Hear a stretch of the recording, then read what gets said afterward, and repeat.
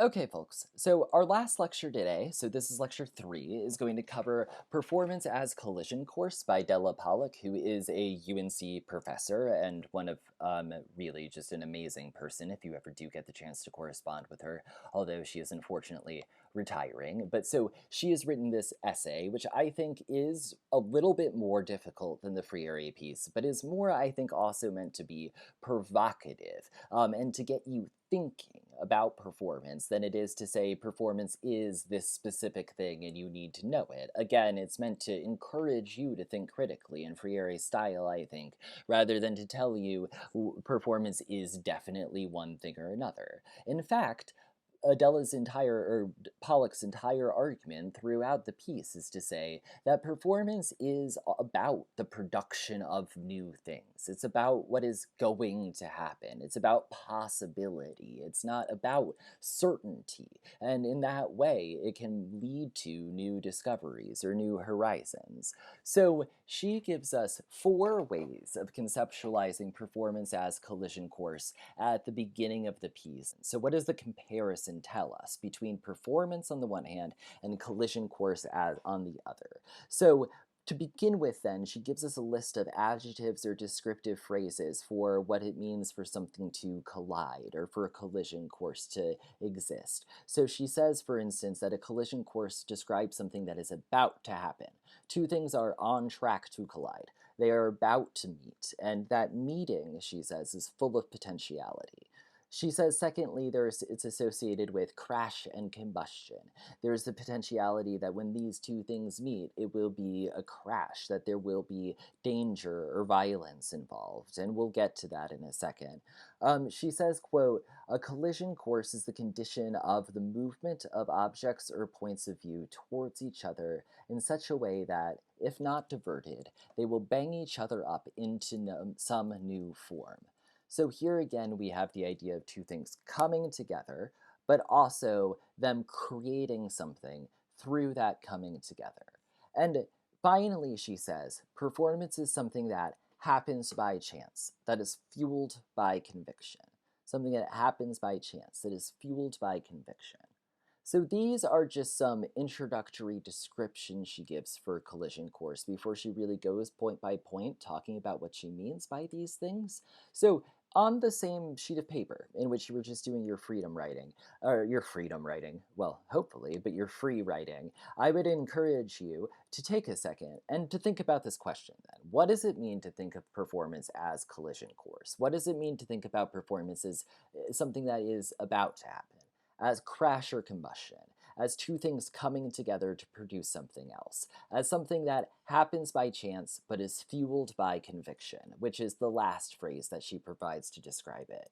And what do you think that phrase means? I want you to take a second and just chew on this language and think about how it applies. So, what do you think it means to say performance is a collision course? Take a second and think about that for yourself. I want to move on to talk about Pollock's connections, but please feel free to pause it if you're still scribbling your own thoughts. That would be awesome. But in terms of this discussion, I do want to move on to what Pollock's main connections are. So she says that we think about performance as a collision course because it helps us think about performance as having certain characteristics. And she labels 6 characteristics in performance that she thinks comes from this metaphor of understanding it as a collision course. The first one is that it is always about to happen.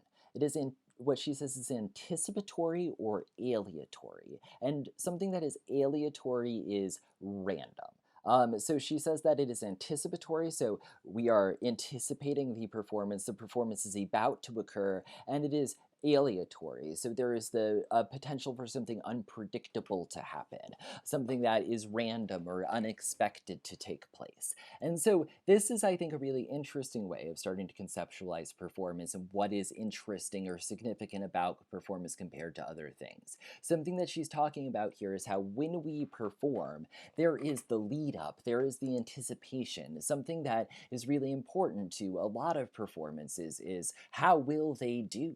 the question of whether somebody will make a mistake, if they will do something differently, if there will be an improvisation, if the band will play an old song. All of these things are variations on form that are, in many ways, random and are anticipatory. So, a lot of the thrill or the impact of performance, she says, comes from the fact that it is always about to happen, that every performance that happens is only a temporary expression of this whole uh, series of time in which you are expecting the performance, involved in the performance. The performance can change, and then suddenly it has happened, but for the whole performance, something else is about to happen.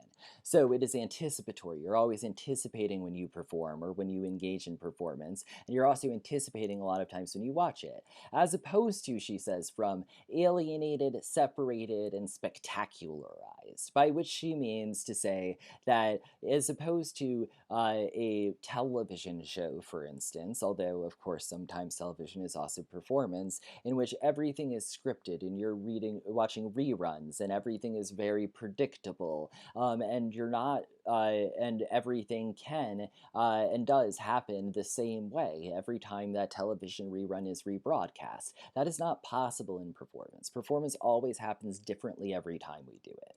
And this is the second thing, which is really important because we're saying performance always happens differently every time we do it. It has this element of chance in it. But Pollock also says the second point she makes is that the performance is the course and the performer is the driver. So, according to her metaphor, then, in some ways, what is colliding is in fact the course and the person who is driving on the course, that is what is colliding at this moment of collision. Because if you are performing something that is scripted, and here we should think again about how, according to Setchner and according to Conquergood, who we read last time, that one of the main things that defines a performance is that it is recalling something that is coming earlier, that you are performing a thing that is outside of you. So the performance is the course, that is the thing that you are performing, and you are the driver. But there is always a great deal of chance and indeterminacy and randomness and the possibility of producing something new that comes from your particular meeting, this driver meeting this course at this time in this place to make this drive. That is a collision in which something specific happens. So she wants to say then that this is one of the ways we should understand it as a collision course, is the driver and the performer, or sorry, the course being the performance, the driver being the performer, and those two things meeting. Those two things meeting. She goes on then to say that in that meeting, your technical skill as a performer is required to survive the crash of that meeting. That is, she calls it virtuosity, but I think that we should understand it here as perhaps skill or talent or your ability to engage with whatever you're performing in. That is the thing that allows you to survive the meeting with the performance. So it is not unskilled. It's not like whatever goes. That your ability to meet with the material and to perform the material in a way that is compelling depends on you and your skill as a performer as much as it depends on the performance itself. So you have this agency that comes from the way that you meet the performance, and your skill is what allows you to negotiate that moment of uncertainty, that collision again and again in a more controlled or survivable way, a way that allows both of the performance and the performer to emerge unscathed on the other side. So I think that that's a pretty cool element of the metaphor. So this third point, the question of technical skill and the crash, I have posted an example of that you'll find on the Google document of a Laurie Anderson performance. She's a performance artist and musician who is especially popular in the 1980s, but she is still performing today. And you'll so please watch this performance. You can skip through the German interview stuff, but there are two different performances she gives. And I want you to think about how, in these very sort of jarring, strange moments of performance, her technical skill is something that allows her to negotiate what she is doing. So think critically about that while you watch the video. So take a second and do that. I'd very much again be interested in hearing how you reacted to the video in your forums posts. If you would be interested in taking that up as an example, in addition to whatever example you decide to provide for yourself in your discussion, that could be really interesting. I think that the reason I chose this example is because I think that in that performance there is a lot of uncomfortability, a feeling of unpredictability, like you don't know exactly what is going to happen. And that I think is exacerbated in the time in which it happens, where all of the technology that she's using is pretty cutting edge. Maybe you're more familiar with digital music now, but in the 1970s when this was made, you wouldn't have really been as familiar with a lot of the vocoding technology she's using, for instance.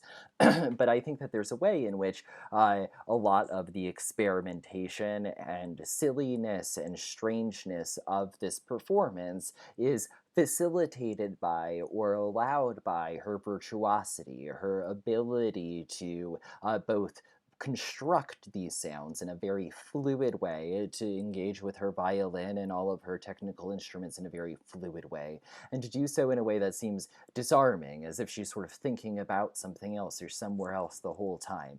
And we're going to talk about Laurie Anderson's work in relationship to feminism and technology a lot more later on in the semester. In another example, Marina Abramovich, who is a relatively famous performance artist, she came into sort of notoriety because she would have performances in which audience members would sometimes injure her. She has this famous piece called Rhythm O that she did in 1974, where what she laid out on a table a collection of objects, everything from saws and nails to lipstick, and even a loaded pistol, and asked the audience or allowed the audience to do what they wanted with her. And she was actually injured and had her clothing torn and was made to bleed during many of these performances. So performance does have this relationship with the extreme, with the violent end of unpredictability sometimes, both from the perspective of the audience and sometimes from the perspective of the performance itself, and sometimes in a relationship between those things. And the idea here is not to at all glorify violence or anything like that. The idea is to say that the unpredictability, the form of performances, is to open up these radical sort or the extreme sort of experiences. And in those places, there's the possibility of rupture. And that is part of what makes them so intense and so impactful, is that things can go wrong, is that sometimes even things can become violent as a result of the performance. And that is a sign that it is, in some ways, eliciting a real material response, which is again to say not that performance ought to be violent, but is instead to say that real performance is so extremely committed to being present in the moment that sometimes it risks inciting a violent response from the audience. Sometimes it risks injury befalling the performer. Sometimes it takes those risks in order to communicate what it means to politically. And we can debate, of course, the politics or the ethics, whether people ought to do for certain types of performance or not. The Marina Abramovich piece was very controversial, and perhaps rightfully so. But there is this relationship between performance, the act of performing, and unpredictability, where at a certain point there is always the possibility of it getting out of control. That brings us to her next point, which is she talks about how performance is invested in producing knowledge by taking risks, by taking the risk of confronting the extremity of the human experience, confronting the extremity of historical instances of oppression, like the Holocaust and slavery, confronting ways in which that a same type of oppression or similar types of oppression are sustained in different ways by culture today, trying to understand the reality, which he calls facing the fire, of our lived circumstances, of what makes up our experience, and trying to really express and confront those things. She says that this is better, that facing the fire is better than circling the wagons, and viewing artistic production as a way of creating, for instance, an escape from the horror of reality, or something like that, which is the way that a lot of people view the creation of literature, for instance, is as a creation of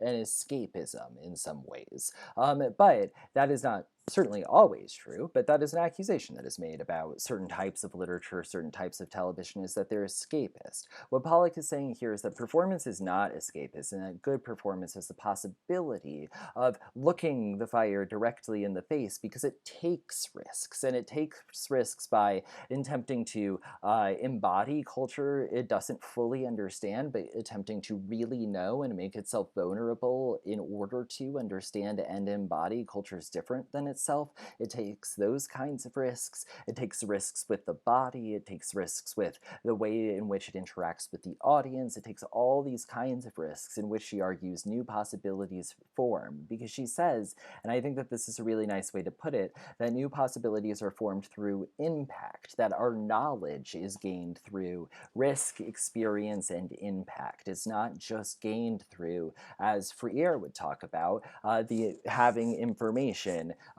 handed down to us. It's gained through our willing to expose ourselves to what actually is in the world, whether that is other cultures or the political problematics of our own culture, or whether that's our real self, or whether that is the risks that we can take with our physical bodies. All of these things are sort of encompassed in the sphere of performance and allow us to directly engage with this fire, with facing the fire, with this realm of unpredictability. Finally, then, she says that performance is kinesis, by which she means motion. So if we think about this as a collision course, then she's talking about how two things, or more than two things, move together, clash into each other, and have potentially productive results. In this case, she says, and I think this is a really nice sentence, that performance combines in potentially reactive form being moved, moving, and the prospects of social movement. So, on the one hand, it combines being moved, that is, being affected, whether as an audience to a performance, or whether as an interactive participant in a performance, or whether as a performer who is being moved by the text or script that they are performing. So, we have this idea of being moved. And then motion, how the performer meets the collision course, or the course, how the performer meets and actually enacts these things. And then finally, the prospects of a social movement, the prospects of political force behind what is embodied in the performance itself. So again, this is a playful and a little bit abstract and metaphorical of a perspective on performance studies. The point isn't to have you understand what this really means. The point is to provoke you to think about, what do we mean when we talk about performing, and what is it that is valuable about performing as something that we do and as something to study. Here, what Pollock's trying to emphasize is that the performed is this moment in which the script and what has come before us meets a performer, or a site of indeterminacy, a site of possibility and openness. And in that collision, there is danger, and there is knowledge, and there is possibility, and there is motion. And all of these things together mean that performance can be both a model of knowing and also a model for social movement, a model for social organization, or a model for politics. And that's something that